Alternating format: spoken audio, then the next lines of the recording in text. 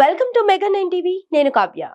భీమవరంలో పుచ్చకాయల షాపుల్లో food safety officer సుందర రామిరెడ్డి తనిఖీలు చేపట్టారు. పుచ్చకాయల్లో కలర్, షుగర్ ఇంజెక్ట్ చేస్తున్నారనే ప్రచారం ప్రజల్లో ఉన్న అపోహాలను తొలగించేందుకు తనిఖీలు చేపట్టారు.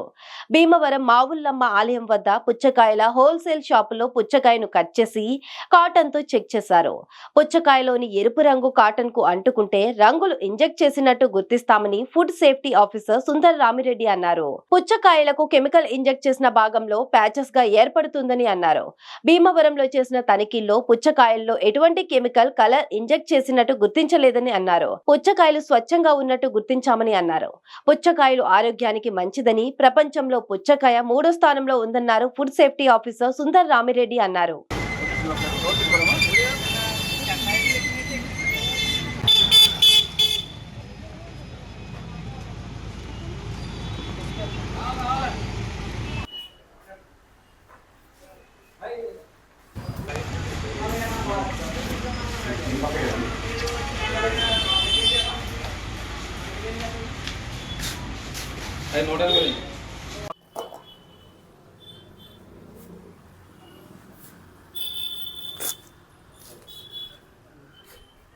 ఇది న్యాచురల్ ఫలం. ఇది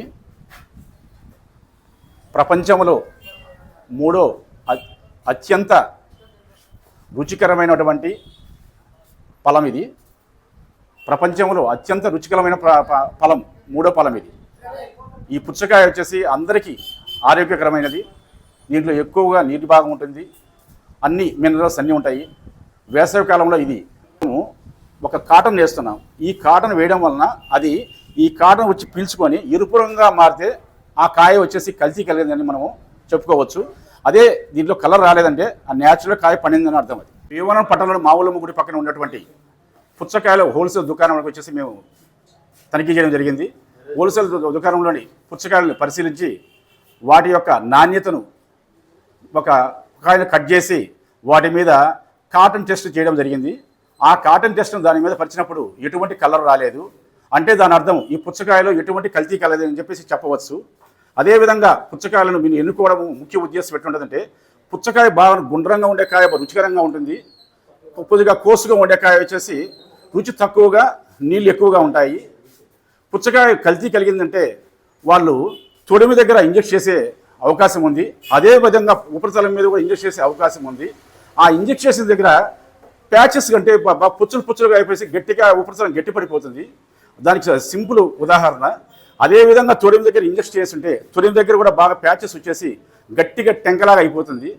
సహజ సిద్ధమైన కాయ సున్నితంగా నొక్కితే కాయ ఆ యొక్క ఉపరితలం మీద నొక్కు ఏర్పడుతుంది.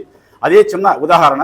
కాబట్టి ఇది ప్రపంచంలో అత్యంత ఆదరణ పొంది మంచి పండుగ, మూడో పండుగ చెప్పుకోవచ్చు. ప్రజలు దీన్ని బాగా వినియోగదారులు గమనించి ఆ విధంగా కొనుగోలు చేయాలని చెప్పి నా యొక్క విన్నపం.